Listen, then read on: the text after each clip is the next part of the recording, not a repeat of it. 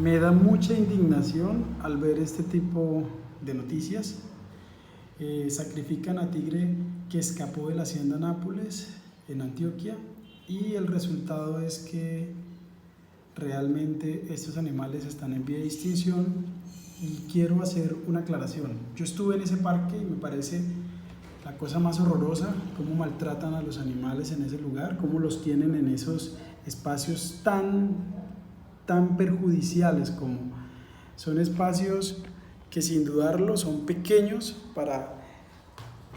lo que es el animal, y fuera de eso llegan muchas personas que pagan una entrada súper costosísima,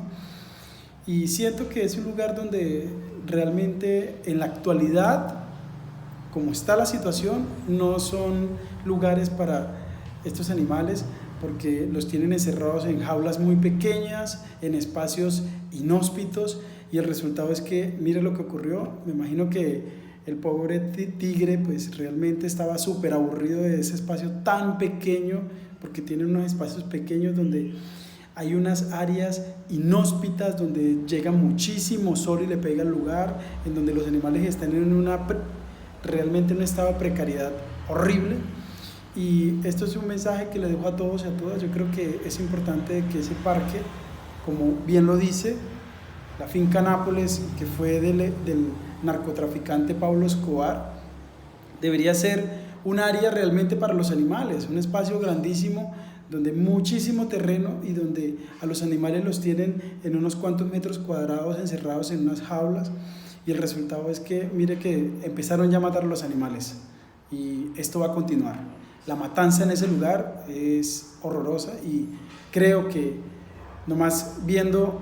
este tipo de mensajes, que es uno de los cuantos que se ven, porque a los micos los tienen encerrados en jaulas horribles, a los monos, a todos los animales los tienen encerrados en espacios realmente inhóspitos. Y esto es un llamado a todos los líderes, a todas las lideresas, a todos los animalistas, a que intervengan en ese lugar, hagan realmente el trabajo al interior de ese lugar y salven a esos animales, porque ahí los están matando, y los están matando porque han construido un megaparque acuático que no, lo único que suple es